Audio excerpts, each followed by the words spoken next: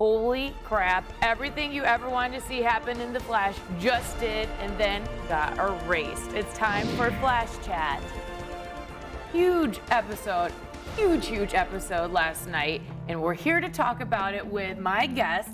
We have Drew Herring, he's part of the CW Street team. You may have seen him out as a zombie yesterday. It was a lot of fun. And we're with Ashley Stark. She is the creator of Stark Creations, which you're looking at right here. You've got coasters, you've got hair bows. Where can we find these if we're interested in learning more about them and buying them?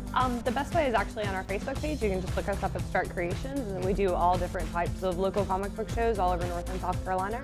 Our next show is actually going to be the Dave's Charlotte Comic Con, which is going to be May 3rd, right after the Avengers premiere. Oh, very cool. And you do these all yourself? Yes. Oh my gosh, if you guys can see them, they've got Super Mario Brothers, Ninja Turtles, Superman, we got DC, we got, you do any Marvel? Yep, any Marvel? got an Iron Man right there. Iron Man right there. It's like Stark And the new Creations. Ant-Man, yep. Very cool. We're gonna learn more about these at the end, but we want to travel back to Flash. We've accessed time travel in The Flash. Huge episode last night. I mean, I don't even know where to begin to talk about this. I usually make note cards. I just have a sheet of just organized thoughts because it was just a crazy episode. I guess let's begin with Weather Wizard. Coming back, Mark Martin. How did you guys feel about the actor who played that? I think his name is Liam McIntyre. Yeah, I remember seeing him on the show Spartacus. Okay. And I think this show is like maybe one of his more frequent appearances after that show ended. Yes. And I think maybe if in this episode, as his character, I thought maybe he had a little less characterization as I kind of wanted. Okay. But I think maybe the next episode, I think we'll see more of him. Do you think we're gonna see more of him in the next one? Probably. I kind of feel like they'll put him to bed for a while, but I thought that actor did a really good job. He was one of my more favorite villains. Maybe it's because he was so gruff, the Right. character. I don't know, I liked him. I like Captain Cole because I like he's a little campy in a way. Right. But I liked this guy, he just seemed like a really villainous He villain. had that revenge personality on him. Yes, it's more. I think the revenge driving him to be mean to Joe, destroy Joe's family and life is maybe a little bit stronger than Captain Cole just being a jerk. Just taking out the corner, that was pretty crazy. Yeah, yes, not likable. So the plot line of trying to, I think it was a great way to move the plot along with trying to get Joe, but it brought out so many things. You wouldn't have thought that character, one of the Weather Wizards, would have brought all these different plot points together. So, as you see, Eddie's defending Joe, he's trying to help him, but we also see this underlying tension has become because of Iris and Barry, and we see that Eddie is more taking it out on Iris than Barry. What do you guys think about that? Well, I thought kind of in the beginning when they were at the bowling alley and Iris wiped the ketchup off of Barry's face, that was kind of like big indicator number one. I was like, maybe she does really have feelings for him. So I wasn't really surprised by where it went, but. And then his choosing to defend Joe, do you think, I don't know, he seemed kind of like at a point where he was like, whatever, I'm gonna risk it all, I don't really care what Iris thinks. Do you guys feel that played into it, his decision to help Joe back him up at all? Probably. I mean, what else does he really have? He had his job and he has Iris, so. True. That's true. I just want to see that turning point for him. I thought we were getting there, kind of, but it didn't go all the way. So the Iris-Barry love triangle with Linda. What are your thoughts on how Iris was acting towards Barry about Linda? I think, honestly, I don't know if it was Iris, because there's two different ways you can approach it. She was either trying to sort of not really insult Linda at the same time, but she also cares about Barry at the same time. Yeah. And she doesn't want to block the fact that she has feelings for him at the same time. Yeah. Yeah, I liked her point. Well, I liked the whole scene where he's like, that's what you said in high school when I would like this one girl, I forget her name. Becky Cooper. Becky Cooper, which is such a typical, there's like 85 Becky Coopers that everyone has a high school crush on. Pretty much. But I liked that she was trying to point out that she didn't think that she was the right girl for him, but he said, well, who is then, Iris? And that silence, and she just had no answer. No because answer. She could not she was afraid. Because she knew. So, with all the major plot twists, were you happy to finally see that kiss happen? Yeah. Yes. Definitely. I love, you know what I love? I love this, I look at production and camera terms, and what's it called? They did like the 360 loop like 8 times around them as they kiss, which I thought was pretty cool. I like But it almost like while all these things were happening, I was like, this seems so epic that something, it was too easy. Like it was like we've been waiting too long and it happened. That's what we wanted this episode and it happened. Yeah, I think the effect is that while that kiss happened, you don't know exactly if they're actually going to be together. Exactly. Because you have Eddie and Linda, who will probably end up finding out about this. Yeah. And then it will either cause probably Eddie to feel rage against both of them. Yeah. And then Linda will basically feel betrayed, and she'll just probably either leave Barry, and it'll just cause more episodes of like drama between all four of them. The romance, the love triangle, Eddie, all huge, but not as huge as Sketchy Wells. This was Sketchy Wells this episode, so let's get into that. I mean, I couldn't believe what was happening this episode. The tension when Iris's reporter at the station, Mason Bridge, brought to her whatever evidence he had, and it got all this suspicion going against Wells. I was pretty shocked that Cisco, he turned into like, okay, I'm gonna actually investigate it at this point. But the tension in the coffee shop, did you guys feel that he knew the whole time? He was suspicious because Caitlin like often would check on her watch, seeing the time and everything, and she would always be like, I thought these were to go, and she's like, we can just stay here, and like he felt, I'm so busy us working all the time, and why are you letting down now? It was interesting he chose at this moment to be reckless. Like, I wonder if the Grand Loop, he knew, I am curious if he knew that this time travel event would happen, so he would just be reckless and be like, I'm gonna let Caitlin see me walk, I'm gonna let Cisco see, and then I'm gonna kill Cisco. What do you guys think? Do you think, my big question with the time traveling, is he out of it? Like, is he seeing the loops happen and knows it? I believe he knows the outcomes, and as they happen, he's believing that, because all the time, every time something bad happens, he's the one that's always relaxed about everything. Yeah. He always has an answer for something, and I believe that his ability to perhaps time travel, he probably just go back and just change things the way it's supposed to be. Yeah. Plus he has that newspaper piece that he checked out in his little secret cave. Yeah, that one newsprint is not dead, folks. As you can see, and maybe it was an online article, we don't know. But I have so many questions about that. So, if you haven't watched it, don't watch this. I don't know what you're doing. Go watch the episode. But the spoilers are, Wells leaves the coffee shop with Caitlin and goes and essentially kills Cisco, who's in the middle of figuring out that Wells was Reverse Flash. And he explains to him it's a mirror image of himself is why he was able to fight himself. So when Cisco was in that in the containment looking at, was he seeing the Reverse Flash he was seeing was like a hologram of the past event? Is that correct? I think so. Okay, so he was kind of almost watching like a video of what happened. Interesting. So how did you guys feel about Carlos Valdez acting in that scene, Cisco?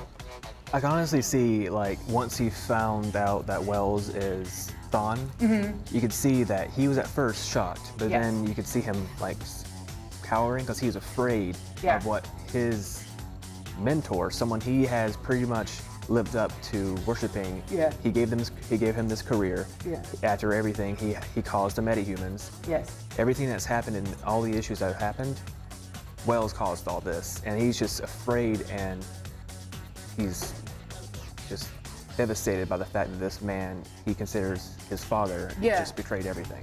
Well, he also, like he says, let me help you. And I kind of wonder, was that genuine, or was that kind of him trying to beg for his life? I think it was a beg for his life. I was reading an article with the producers that said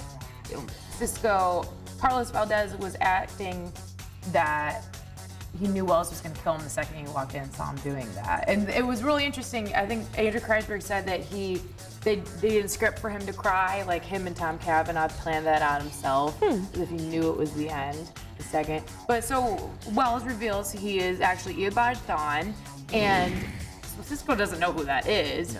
We, as people who are interested in DC Comics, know that Eobard Thawne is one of the Reverse Flashes and is a distant relative of Eddie, but what my question is this Eobard Thawne, is he like a conglomerate of a bunch of different Reverse Flashes, or perhaps is he going to be more in line with what the comic book is doing, and maybe Eddie will come into play with that as another Reverse Flash as well? I believe his name Eobard. I think that he is, from what I've read, the first Reverse Flash. Okay. And him being from the 20th century, and of course he is definitely a distant relative of Eddie. Yes. And I believe that him being a relative, maybe in the future that perhaps if he loses and from like what we saw earlier of the love triangle with all them, if Eddie feels so much rage against Barry, maybe Wells would see that and think he could use that to his advantage to maybe having someone take his place. Interesting. And maybe if Eddie ends up being a different speedster, maybe that would be the reason why Cisco didn't find Wells's DNA in Barry's mom's house. That's the question too. It's a good point. The DNA was not there. So. And plus he uses the Speed Force on himself, and it's not like given to him like it was Barry. He uses it like he steals it. Perhaps he could just give it to Eddie. Yeah, so when he said he was there when Nora Allen died 15 years ago, or I think that's the time frame, but he was there to kill Barry. He wants to use, he says the speed is the key for him returning to his world, but he has speed. So there's something more with that. Like his Speed Force must be different than Barry's, but it seems like he has harnessed his powers better.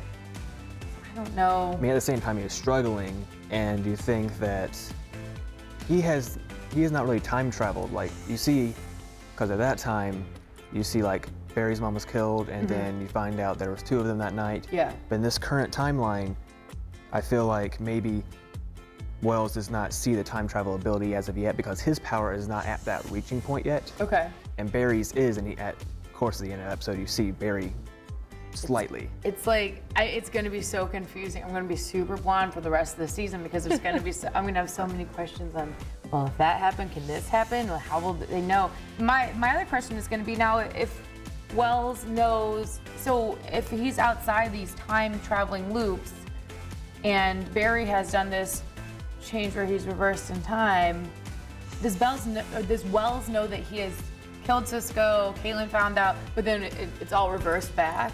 I think that comes a lot with the issue of time traveling. I mean, Cisco dying could all be erased because once Barry finds out that he recently just be able to time travel that previous day, he's like at the point where it's taking place before Cisco dies, Iris finds the secret, and everything just happens. He could probably go and reverse all of that. Well, and that's what he did, but my thought is, will Wells know that Barry did that? Like, was Wells kind of acting so haphazardly and so rashly in a way that, because he knew that Barry was going to do this, and so, well, it's like in Groundhog's Day, the movie Groundhog's Day, where he's like, I can go kill the guy, it doesn't matter because I'm going to wake up again tomorrow.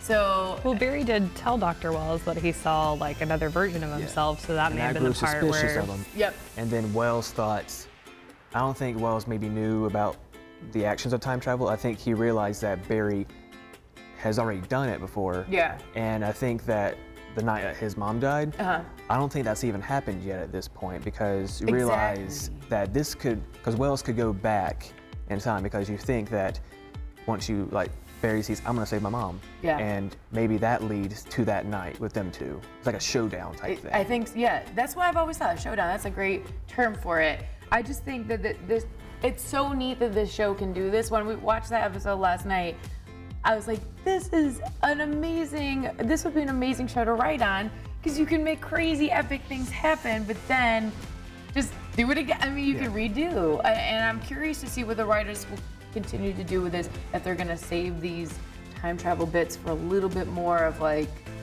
maybe, like not every episode we're gonna see it, but I think that with the writers, hopefully if they go to the point to where Barry tries to save his mom, who knows that if he does save her or does not save her, but I don't want to be the bad guy, I really hope he cannot save her because in the comics, that creates an alternate universe to where his mom's alive and Barry does not have his powers. Right. And like people are just like completely opposite personalities of everyone. So the finale could go either way. It could go either he does not save her or he does save her, and then maybe the next season is like that alternate universe. I wonder if Grant Gustin ever gets worried because, I mean, they could. They're ruthless. They could, if they want, they could just reverse the whole thing and have it so that Nora Allen is saved and then there's a new Flash. Can you imagine? Well, weren't they talking about at the big con announcement like 2 weeks ago that they're going to bring Wally West into the show as another speedster? So that could actually open up the whole timeline for that. It could. That will be amazing. There's so much, and there's still Grodd looming somewhere in a sewer. I mean, the rest of the season is going to be huge. There aren't even a ton of episodes left. for them to do so much, but it's gonna be huge. Did you guys catch, though, there's one little kind of funny part where I love the Easter eggs, and they're watching the Buster Keaton movie, Cisco and Wells, and he says, this is way before my time. Right. So like, yeah, it's way before your time. But it was a huge episode, and there's gonna be a lot more to look forward to next week. We're gonna see some of the rogues again, Captain Cold, and they're going to be discussing the time travel. Will we see it? We don't know yet, but take a look at this trailer for episode 16. You ruptured the time continuum. Yeah, it's like I'm living it all over again. How did you find me? I just had a hunch. This new ability of yours, Barry, is dangerous. Whatever tragedy you think you've just averted, time will find a way to replace it. Wait, Cold is back? I thought you and I were friends. You were right. I screwed with time, and now time is screwing with me. Who is the Flash?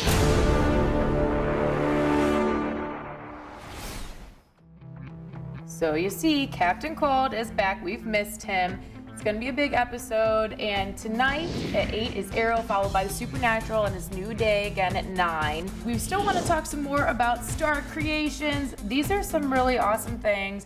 I love having in local artists to talk about. They make some really great comic book things in this city.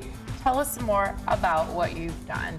Well, it actually kind of all started with the coasters. My husband and I recently relocated to the Fort Mill area, and we were kind of putting our house together. And my husband is a huge Iron Man fan. Okay. So I actually just kind of started out, you know, wanting to make him a couple, and it kind of just turned into this thing where I had like 50 sitting around the house, and then we kind of started doing shows. And I'd probably say at any given time, there's probably 150 of them in our house. Wow, lots of drinks. Well, most of those are for sale. We probably only use about No 6 rings of them. on any table. Look at this. I've got this here. I should have put You one. should grab a poster. I want to ruin them. Oh, no, they're totally That's waterproof. the point of that. Is true. Yeah, absolutely. She Take has one. a flash from the show and a flash from the comics. Wonder Woman. Is your last name really Stark? It is really Stark. That's really cool that he loves Iron Man so much. His last name is Stark. Very cool. So again, we can find these at your Facebook is Stark Creations. Yep. Okay, and you said the next con, May 3rd. May 3rd, For yep. Dave's comic book store. So go on there. Ask me if you have any questions on where to find them, because they're really cool. They make some really cool gifts for myself. So WCCB can ship them. I'm just kidding. We can definitely do shipping. We do custom orders all the time. Yeah, very neat. I love seeing this stuff, and I'm so glad you guys could be here today. Yeah, thanks to for talk having us. about the Flash. Big episode. I gotta go take a nap now. It was too intense. I couldn't even sleep. Thanks for being here. Thanks, everyone.